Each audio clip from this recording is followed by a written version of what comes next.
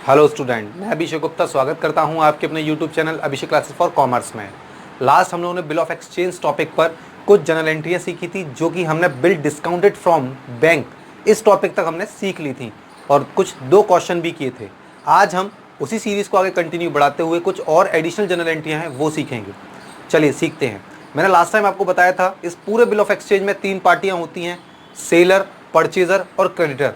आज भी हम उन दो पार्टी पे ही काम कर रहे हैं, पहला सेलर और दूसरा परचेज़र। आप ये एज्यूम करिए कि मैंने सेलर को जो नाम दिया है वो दिया है ए और परचेज़र को जो नाम दिया है वो दिया है बी।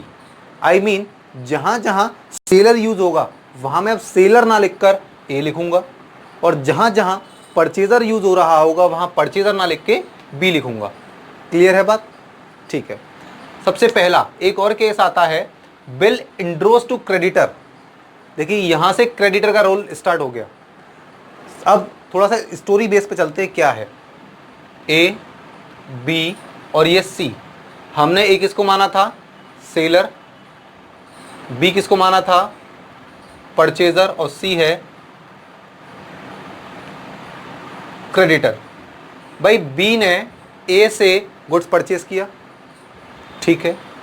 ए ने बी पर एक बिल लिखा और बी ने उसे एक्सेप्ट करके सेलर को दे दिया। वो बिल किस बात का प्रूफ है? अमाउंट रिसीविंग का। मतलब एक फिक्स टाइम के बाद बी ए को पेमेंट दे देगा।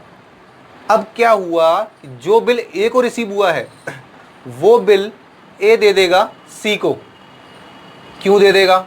क्योंकि ए को पेमेंट देना था सी को। क्लियर है बात? तो जो बिल बी से ए को मिला था वो बिल ए सी को दे देगा। थोड़ा सा खिचड़ी बन रही होगी और क्लियर करता हूं। जब मैच्योरिटी की डेट आएगी, बिल का पेमेंट होना होगा तो बी पेमेंट करेगा। बी किसको करेगा? जिसके पास बिल होगा। बिल किसके पास है? सी के पास। तो ऑटोमेटिकली इन तीनों के पेमेंट शॉर्ट आउट हो जाएंगे। क्यों? बी देगा ए को पेमेंट, ए को देना है सी को पेमेंट, तो बी डायरेक्टली सी को पेमेंट दे देगा। तो ए का भी हिसाब बराबर, सी का भी हिसाब बराबर और बी का भी हिसाब बराबर। इसी को कहते हैं इंड्रोसमेंट। ए जो बिल बी से रिसीव करता है उस बिल को अपने क्रेडिटर को क्रेडिटर को दे देगा, तो वो कहलाएगा इंड्रोसमेंट। तो अब वही एंट्री देखते हैं। अकॉर्डिंग टू ए, अगर ए सी को दे रहा है, क्रेडिटर को बिल दे रहा है, तो कौन रिसीव कर रहा है? क्रेडिटर कर रहा है, तो रिसीवर इज डेबिट। टू क्या दे रहा है? To bill receivable. क्लियर? अब सेम यही केस, इसलिए मैंने केस लिखा नहीं है, एरो कर दिया है। Bill endorsed to creditor. अब परचेजर क्या एंट्री होगी? नो एंट्री, क्योंकि भाई परचेजर को तो मतलब ही नहीं है क्या कर रहा है। ड्यू डेट से पहले परचेजर को कोई मतलब नहीं है, चाहे सेलर उसको फाड़े, जलाए, अपने पास रखे, बैंक में डिपॉजिट करे, इंड्रोस करे, डू व्हाटएवर। परचेजर को इससे कोई फर्क नहीं पड़ता, इसलिए कोई एंट्री नहीं, इसको पता भी नहीं होगा। ठीक। अब अगर आप अगला केस देखें, डिसऑनर्ड और ये भी डिसऑनर्ड होता क्या है वो समझिए। जब परचेजर मैच्योरिटी डेट पर बिल का पेमेंट नहीं कर पाता तो बिल डिसऑनर्ड हो जाता है, बाउंस हो जाता है। आपने नाम सुना होगा चेक बाउंस हो जाना, सेम वही केस है। ठीक। तो देखते हैं, bill dishonoured and bill retain the seller. Bill maturity date पर डिसऑनर्ड हो जाए और बिल खुद सेलर के पास हो। देखिए सेलर के यहाँ एक नॉर्मल एंट्री याद कर लीजिए। सेलर के यहाँ डिसऑनर्ड की एंट्री होती है purchaser debit to bill taker. जिसके पास बिल हो वो उसको क्रेडिट कर देता है। यही कंसेप्ट है। देखिए मैंने क्या लिखा था? परचेजर डेबिट, तो परचेजर कौन है? बी डेबिट टू बिल किसके पास है? खुद सेलर के पास है। अब सेलर की बुक में सेलर का नाम तो आएगा नहीं, तो क्या है इसके पास? बिल है, तो बिल रिसीबल। और टू बैंक, अगर नोटिंग चार्ज पेड किया हो तो नोटिंग चार्ज एक पेनल्टी होती है, पेनल्टी अमाउंट होता है जो बैंक या कोई भी पर्सन लगा सकता है बिल डिसऑनर्ड होने पर। यह क्वेश्चन में गिवन होगा तो बैंक आएगा, अदरवाइज नहीं आएगा। क्लियर है?